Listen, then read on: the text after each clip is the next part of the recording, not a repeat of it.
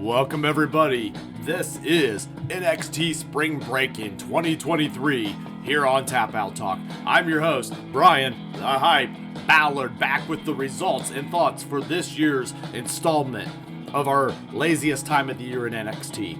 So, this was supposed to be the first title defense for Carmelo Hayes against the ever-popular Grayson Waller. Also, what does this show tell us about the future of the WWE Draft? We're going to discuss that in our thoughts tonight. But I want to give you just guys a little bit of taste of this here. So, I compare tonight. It was an interesting Tuesday night. I didn't have anything really to do. I didn't really have anybody to hang out with. So I decided to call up my favorite Pro Wrestling Around the Way show, NXT. Now, most of you guys are in a committed relationship with WWE Raw, WWE SmackDown, even AEW Dynamite, among others. NXT is not that show. It's not that guy. It's not that girl, right? So it is, I would say right now, NXT is Miss Right Now, not Miss Right. So, and that's fine. Here's what we look at. In a show like NXT, it is a developmental brand. Remember my rules. 2 out of these 5 stars will not make it on the main roster. This is training in progress that we're watching. That's perfectly okay. So when we watch this, we got to remember we're not expecting the best of the best. However, I do like to be surprised and entertained. And did we get that tonight? So what I do see at the show is I went to watch it. I was excited to go out with it tonight to kind of see what it's about.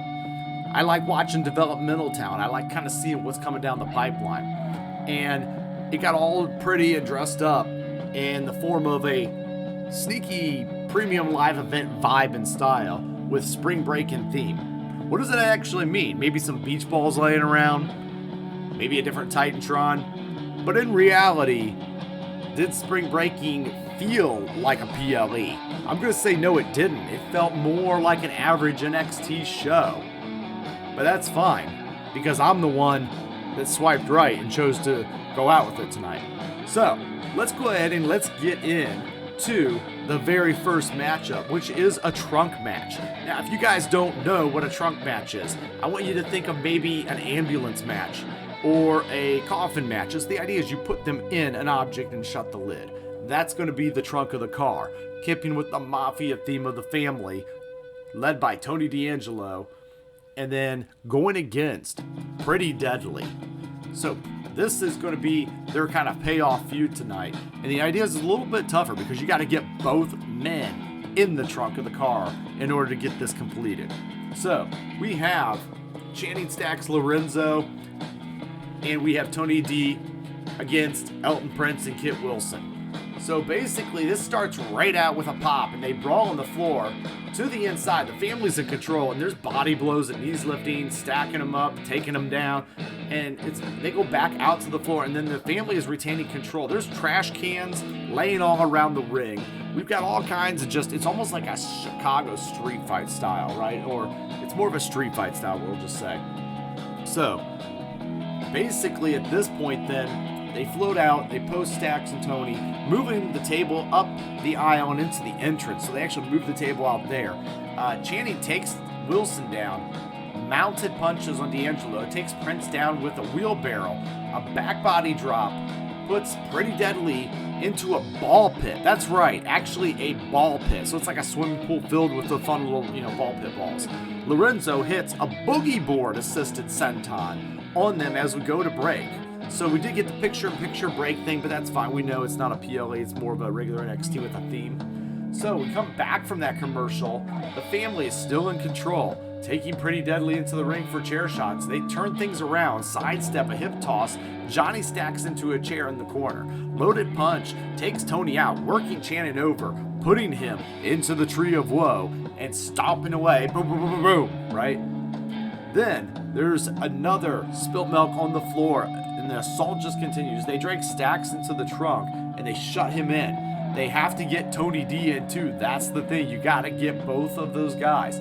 So D'Angelo walks over. They open the trunk, but Lorenzo has a fire extinguisher, and he shoots him in the face with it to escape the trunk. At this point, he sprays him with it, and then basically Crowbar puts Kit in the trunk, Elton is blinded and gets slammed through a table, and then Prince goes in the trunk. So at this point, the trunk lid is shut, and D'Angelo family wins by putting Pretty Deadly into the trunk, and they close the lid, of course. So at this point, the family drives off in the trunk. Okay, and that is all we see. Now we're gonna see throughout the night a couple different pre-recorded tapings with the family and D'Angelo. Driving the cars, taking these boys for a ride, Muggsy. So at this point, we're gonna go ahead and we'll go on into the next match, and we'll touch on this kind of throughout the night. But what's going to happen at the end, I think it's going to be the final big sleep for Pretty Deadly. So at this point, then, we just get a little bit of a Tiffany Stratton entering the arena, and she cuts a promo on how she's going to take her spot at center of the division tonight. So we get a nice little intro into that. I will say NXT does a good job of previewing and showing little bits and building stories of the evening. Andrew Chase then is in a deep contemplation. Brother Duke Hudson, when Duke Hudson actually shows up and tells him it's too late for thinking, it's time for action. He says Braun Breaker is an animal and a wrecking ball, and he's Andre Chase's, wrecking ball, and he's a beacon of hope to thousands of students. So it's time to stand up for himself and all of Chase U. Chase is fired up, and he's going to give Braun Breaker the Andrew Chase University-sized ass whooping as we go to break. Now, I will say, we go to break, and our next matchup is the Braun Breaker Andrew Chase match. And I will say, guys, there was a lot of Chase U shirts in the NXT arena tonight. Either that or that red color really just sticks out. But I did see a lot of his shirts, so that tells me, his merchandise definitely sells. So, guys, this was our first really look at a match of heel Braun Breaker. So, Braun gets right out the gates as soon as they enter the ring, right? And goes bam right for the shoulder blocks. He whips across another shoulder block, and Andre's hurting in a bad way. We're pressing the attack. There's a military press, a power slam, and he sets it up. And Braun Breaker goes right in to the submission with a Steiner recliner. Oh yeah, right? So we get, at this point, that's the end of the Braun Breaker match. I like this one, okay? I like this match because overall, if you're going to do a heel Braun Breaker, which I'm going to tell you guys right now, it's very important for the development of these guys coming out in NXT to learn how to play a face and a heel. And here's why. You do not know what the creative team has planned for them in that main roster, and you don't know when those plans can change. We know we're changing scripts all the time. So very important that these guys come out in development so they're not set up for failure on the main roster, and they are able to play the heel and the face roles at least on a minimal level. You guys want to think about it. This is a history of the WWE. Vince did this many, many years ago with CM Punk because he seen him as a face, and he wasn't sure if Punk could work as a heel. Little did he know or see his work in Ring of Honor. But regardless, I digress. What we really are looking at is the building of a preview of Braun Breaker on the main roster with a little mini heel run just to see if the kids got what it takes to play both sides. So, without further ado then, we go on and we get a little bit of a hype reel for the main event tonight, and then backstage we get an interview with what's going on when Donovan Dijak comes screaming through to beat Dragunov down. He tries to slam by loading the bay door closed on him, and he succeeds after a little bit of a struggle. But, we get some backstage segments. Then we go right into our next action. Lyra Valkyrie versus Cora Jade. So this matchup tonight felt a little off for me. It just felt very low pace. I wasn't really drawn in by Valkyrie. But I will say, Cora Jade's got a little bit of a something. I'm not sure what that something is, but I like a little bit of what she's doing. Please don't put her on the main roster yet. But I do think, we can be getting there someday. So right now, let's development these two up. We've got Valkyrie punching away, kicks in the corner. We got boots on the charge, up and over, a handspring, a hip toss, fired up. And then we get a springboard crossbody, cover for 1 and a 2. And then we go into a break, commercial picture-in-picture, and Jade is in control for the most part with a surfboard and a counter into an arm. And then at that point, we just get some back and forth, a little bit faster, right? And at that point, we come back and we're looking and back inside, and then Valkyrie is up top, and there's a missile drop kick. It connects with a bridging fisherman suplex for a 1 and a 2. Small package, still a 1 and a 2.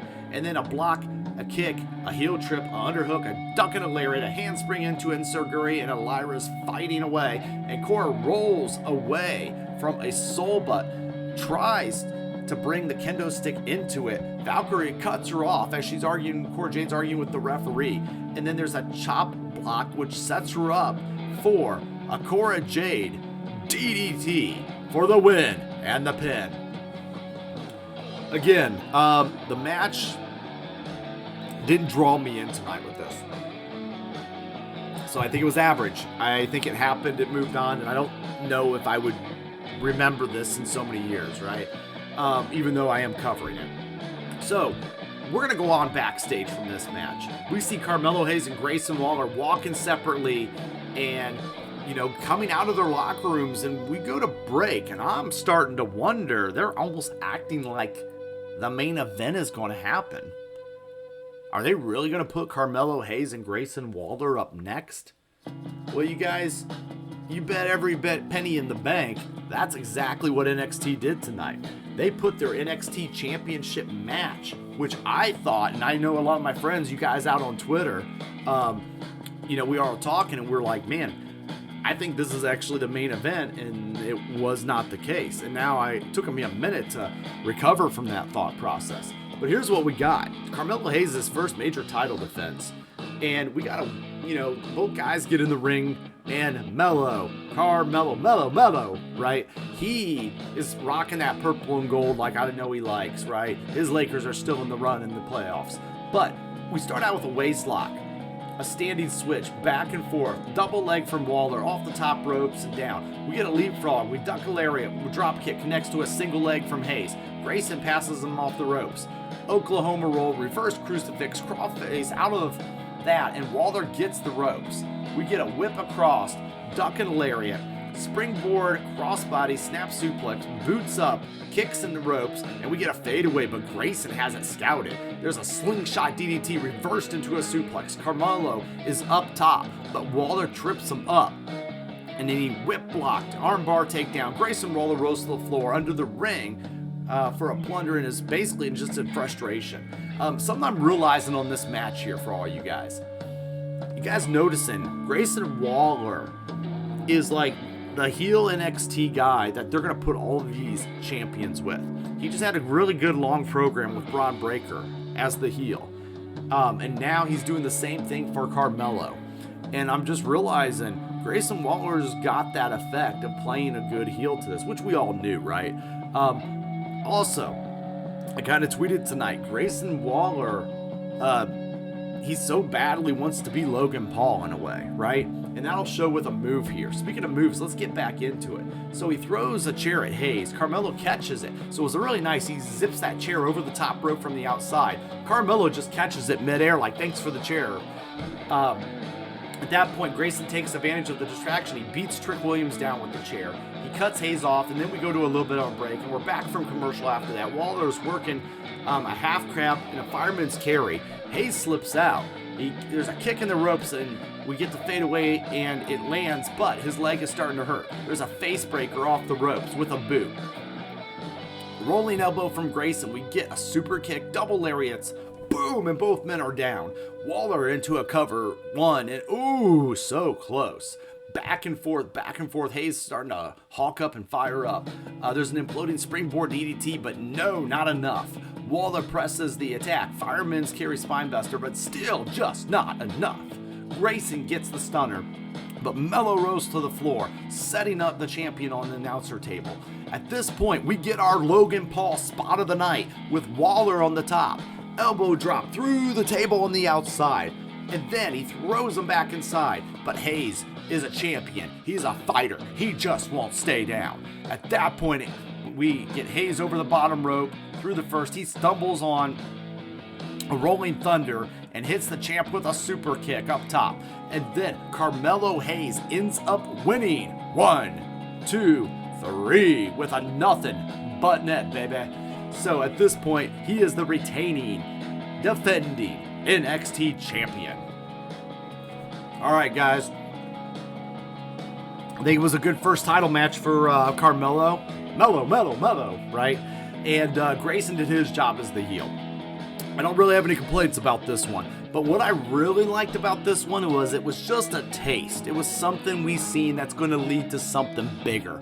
And what that something bigger is the post-match that happens here, where Hayes calls Bron Breakker out because we hadn't seen enough of him. That was a short match earlier. So he calls him back out. He tells him that he wants to do another match at NXT Battleground on May 28th, which is, we now find out, plot twist, that's going to be the real PLE on the Peacock Network for the WWE this month, or NXT this month. So at this point, Battleground is going to be the next one. Probably will cover that too. Let me see how I can do with this. Braun comes down. He spears Trick Williams, playing that heel. And see, Braun's music hits, but, Braun doesn't come down that way. And he comes down from behind and attacks him, right? And I like this move. It's the little things that matter when you build a heel. And Braun having those short match earlier, that's a great move. And Braun now attacking from behind. That's another heel move that we're hitting. And I also like the Steiner recliner being used as his heel move persona. So a couple things I'm liking there. So at this point, Carmelo, basically, after Trick Williams is taken out, he then smashes Carmelo, and then he sets him up for, some other stuff and just kind of beats him down. So now we got Bron Breakker looking really dominant. So again, I love what they did here. Long-term storytelling. You got a little bit of a background of Grayson Waller going on here, but more importantly, we're getting the rematch that we didn't think we were going to get, except for the roles are reversed this time, and Carmelo's actually kind of playing the face while Braun's playing the definite heel, where it was reversed to that at Stand and Deliver. So, at this point, I am looking forward to this second matchup between these two, and I hope they should be able to put together something really exciting for us. Roxanne Perez is shown cutting a promo about their history as a wrestling fan. It was good. They're kind of doing the Bailey effect a little bit, trying to get some sympathy for there. But we get a video package then of Briggs, Jensen, Hemley, and James, and then we go to a break. And guys, speaking of break, let me take a quick one right here and just tell you guys how much I appreciate you out there in my WWE Twitterverse at the Bryan Adkins. Also, you guys, check us out over at fansofprowrestling.com with my tag team stablemates. We're going to have some great stuff coming up here on Thursday night with the WWE Draft. But also, we like, share, and subscribe here on Tap Out Talk. I really appreciate it. Even hitting that like button helps me so much, and it costs absolutely nothing. Thank you guys again. Let's move on. So we have Fallon Henley and Josh Briggs versus Brooke Jensen and Kiana James. So this is going to be the Lover's Delight tag team fight. We've got, back from commercial again, before this matchup starts, we do get Joe Coffey on the phone, and Joe Gacy shows up because they want to kind of get him on the card, and he says that Schism has a proposal for him, and Ava Raine rolls up alongside him, and she says that they want a fair match for the Diet, and after all, Gallus didn't beat their boys, they beat the Creeds. So Gacy proposes a match next week where if he wins, the Diet gets another title shot, and Coffey wins, they'll never be challenged again. Coffey accepts, and Ava reminds Gacy that he needs to get his too. We get then a recap of Bron Breakker and the Carmelo Hayes set that happened earlier. But now we're getting into this mixed tag action. So, the guys start off. Jensen's taunting. There's a collar elbow, Briggs' shoulder block, drop down. He catches Brooks with the jawbreaker, whips to the corner. There's Brooks to the floor. The women then at this point tag in. Henley hits a Luthez press. There's a back elbow to James with a waist lock, a standing switch mat, side slip, and a splash. And this one, yeah, it's interesting, right? I just want to kind of chime in here real quick. So this one, did not draw me in at all. I think I'm just not drawn in by the talent in the match. And maybe I need to understand what they are. I've seen them just do so many, kind of skits in their last year, I believe, in the NXT. And, I get it. I mean, they got to do something with these guys. But I just wasn't not drawn in. And I kind of faded this a little bit tonight. But anyway, let's move ahead, a little bit in the match. So, later on, we get Brooks with a spinning heel kick. Both men are down. face to face, on their knees, to their feet, throwing chops. There ducks a lariat, and Brooks catches him with a northern lariat and a swinging brainbuster, and then Josh Briggs just kicks out. James throws him her bag, which was a big kind of thing back and off in the storyline. Briggs ducks, and he hits Kiana with the bag. She yells at him and turns around, and Fallon Henley and Josh Briggs end up winning by pinfall with a lariat from Briggs on Brooks Jensen.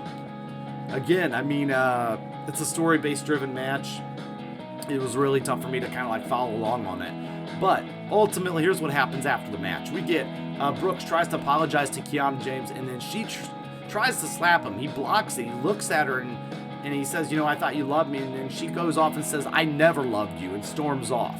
At this point, he looks reunited with his friends in the ring as they kind of comfort and support him, as Kiana James is no longer part of the picture. So, it's kind of like they get their friend back in a way. Okay, so at this point, we go backstage. We get Dragon Lee. I like Dragon Lee. Hey, I may even draft him on our show this week. Who knows? But ultimately, I like Dragon Lee. And so we get a really cool promo, and Scripps appears on the TV behind him and says next week that we'll find out who between him and Axiom believes in himself more. And we go to break. All right, yeah, I like that part of it. So let's move on. We finally get the long-awaited Obafemi debut match in NXT, and he's going to be taking on Oro Mensah. And this is going to be kind of the cool-down preview match for the main event, or before the main event. So at this point, Obafemi and Oro Mensah. Now, Isaac Odugun Besson, I don't know if I pronounced that exactly right. He's a signed NIL talent from the University of Alabama. He's a track and field star. If you're not familiar with the WWE NIL program, the idea is not taking wrestlers from the indies, but to take natural athletes and teach them how to wrestle. We're going to see if this is a good thing or bad thing, but I'm going to give you my thoughts on this match tonight in this debut for, we're going to say, Obafemi. So Obafemi, very much so, is in control with a wrist lock. Mensah with an up kick, and then Oba hangs on to it, another up kick, and they get some separation. Oro Mensah hits some forearms, some chops and kicks. He whips into the corner, and there's a block and up and over, a waist lock, a shove it in the corner, a huge toss, and a blue thunder driver. We get a charging uppercut, an elevated wrist lock. Mensah fights out. Chops go to the block, Oro up, and then Oba actually knocks him to the floor. At this point, we're dragging Oro kind of all around the ring. And then we get some leaping forearms from Mensah. Obafemi blocks a kick, but Oro gets him on the rebound. There's a springboard kick for a 2 count. Oba's fired up. There's a rolling elbow, and then so he gets that rolling elbow, and then he goes for, we're gonna call a big, almost last ride style power bomb. Obafemi wins with the pin, the 1, the 2, and the 3. Guys, I think it was a good debut match. It's exactly what you want, a nice, short snack. In these situations, like I like to say, you want the snack, you don't want the whole kitchen. These guys are definitely in extreme development. It was short, it was effective, and it was done. And I definitely think this is the way you bring a big man like this in. You give us all a little taste and preview, and then we say, yeah, I think I want to eat up a little bit more. So, not a bad debut for the NIL signed contract for talent from Alabama. But let's get on to our main event. And our main event is the Women's NXT Championship. And I want to say, it was a bold move, NXT doing this, but I think it was smart.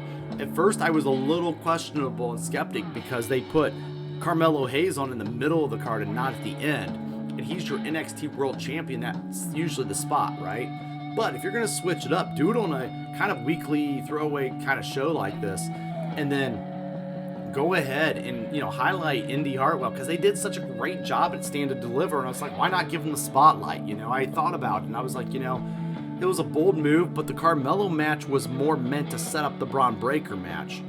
So therefore, let's default to the women and give them some shine. So we got Indy Hartwell, the former champ, also Roxanne Perez going for the title, and Tiffany Stratton. And I've really been paying attention to Tiffany Stratton more now, and here's why. our guys in my chat, I believe it was Carlos and John, one of them showed, an article with Stratton and how she didn't want to go up to the main roster because she personally felt she needed to get better, and she takes this very serious. And it made me realize maybe I've written her off a little too early. Not that I was down on her, I just didn't have much for her, right? But that actually gives me a lot of respect for her, and makes me want to pay attention to her more, even so, right? So, we start off. Indy and Roxanne team up, and they are going after Stratton to take her down. They get a schoolboy and a sunset flip and a crucifix, and then we get a break, right? Picture in picture, of course. We're back from that break. Perez has a wrist lock on Stratton. There's reverse. There's a head scissors into a European clutch. Hartwell in the apron. Roxanne knocks her back down. Tiffany with a side headlock. Shoot off block. Whip reversed. Head scissors. Counter with a cartwheel. There's a La Cazadora, but Indy bowls them over with a double lariat. We get a scoop and a slam, one for each challenger, 1 and 2. And then Perez with body blows and a right hook, a grab the arm, a soul butt, fends Stratton off, and then a double knuckle locks. There's Arabian press lucha arm drag, ducks a lariat, accidental assisted Luthez press into the punches. So this goes back and forth, right? And they're all kind of, they end up doing a couple double suicide dives to the outside. While both girls are outside, Roxanne Perez hits a couple suicide dives on each opponent. I do want to take this minute. Roxanne Perez looked very off to me tonight. Something was off with her timing. I felt like she was pausing in between a lot of these moves, and I don't know. Like, I've seen her have okay matches, but tonight just felt very off for her, and I don't know what it was. Even like the suicide dives, even a simple reverse roundhouse type kick she did. She like stopped mid-kick, looked at it, and then kicked. I don't know what happened, but she didn't seem as fluid to me as the other two did. I do want to say Tiffany Stratton looked really good as far as being fluid in this matchup. And Indy looked like she was just trying to sell the match overall and play into this role of the fighting, I can't believe I did it champion, but I need to prove myself because all I did was walk up a ladder to win the title. So I kind of respect what they're doing storyline-wise with Indy Hartwell. So let's get back into it. So we basically go later on in the match. We got Hartwell hurt on the floor in a spot where Tiffany Stratton actually does a moonsault right off the top rope to the outside. Stratton and Perez are back inside and they're kicking while Indy's just hurt. And so there's basically a couple lariats and matchup, and I'm really kind of concerned at this point if it's story or if it really is Indy kind of hurt, because the spot didn't seem like it was anything major as far as from being hurt kind of standpoint, but that made me think, man, maybe something really did happen. So at this point, there's a Perez up top later on as they're kind of duking out just the two of them. There's a perching diving crossbody. Tiffany rolls through. And then basically at this point, Roxanne floats over. There's a schoolboy pin, and it's so close, but jockeying for position into the corners. Perez gets her with an avalanche Frankensteiner, which was pretty well done, but no, just not enough.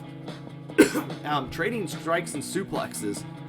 There's a small package. Roxanne gets another cover, and Indy Hartwell, actually at this point, as the two other women are battling, Indy actually does the hero's hobble back to the ring. She gets back in, she just barely saves the cover and saves her title. There's a cover made. She traps Perez and Stratton both in the ropes for the strikes. Spinebuster for Tiffany Perez as she breaks it up and Stratton hits the moonsault. Indy pulls her out of the ring with a falling elbow, and Indy Hartwell retains her title for a win and a pin. Fall, that is, with Fallon elbowing Roxanne Perez to retain, again, the NXT Women's Championship. Not a bad match. Not over the top. It definitely was not the stand and deliver ladder match that we've seen, right? I almost want to see Tiffany Stratton versus Indy Hartwell in a one-on-one situation. Now, Indy is winning this title looking like she truly got a pinfall on the former Roxanne Perez champion, which I think was the right call for Roxanne to kind of put Indy over a little more than just the ladder match. So I think that was done well to solidify that. Roxanne Perez is looking really depressed in the corner. She might go by at this point, and I think she may end up in the draft and going to the main roster. Meanwhile, I would like to see Indy Hartwell defend against Tiffany Stratton one-on-one, and I'd like to see those two put together a feud. Roxanne Perez felt like the outcast of these three tonight and just didn't really feel like she was in the jive of the match, or kind of was there just out of necessity for story. But I really did like the Indy and Tiffany interaction, and nothing against Roxanne, but I just don't know if it was her night. Alright guys, so let's get into our final thoughts. What do you say? So, here's what I got. I think overall, actually, let me back up a little bit. We did get a final scene with Tony D'Angelo and the family burying Pretty Deadly into the waters as they go by, which leads me into my final thought. I do believe that's a great way to write off and send off Pretty Deadly, who may be getting their main roster debut in the next week. So I think that's a great way to write them off TV and off NXT programming as they move on to other things. And I think they are ready to go up to that main roster. I'd like to see a plan made for them as they come up to that main roster. I think they have the ability to be the Young Bucks of the WWE. I think they got that flair and that style to them. So, at this point, I also would like to think, who else? We're going to get a final Braun Breaker Carmelo Hayes match. And once that match concludes on the 28th, a Battleground, I could see Braun Breaker eventually making his way. I know we all talk about it. Also, I do think that Roxanne Perez could get drafted in the next week draft. And we're going to be talking about that on the show here in the future, just to get into what is going on with all of these titles now and with all of these different draft picks. So we'll stay tuned for that in the future. But overall, I expected NXT to kind of be this big date for me tonight. But the truth is, it's not Friday night. It's not Saturday night. It really was a Tuesday night date. And I just felt like the show was a normal average date in the NXT world. Now, keeping up with the analogy of dating, I swiped right tonight. You guys could very well swipe left and be perfectly fine, and here's why. I feel like there wasn't anything major to miss on this show. If you listen to my recap, you know what, you probably got the gist of what was going on. So if you want to invest 2 hours in watching the show, by all means, got nothing better to do, go for it. But I really feel like this one was just kind of passing time until the next big thing came along. Well guys, those are all my results and thoughts. And I just wanted to do this again for you, and thank you guys for everything you do for me. So ultimately, with that being said, I'm going to get out of here. And I wish you guys a great week. And again, thanks for watching. Like, share, subscribe. And it's not goodbye around here. It never is. It's game over.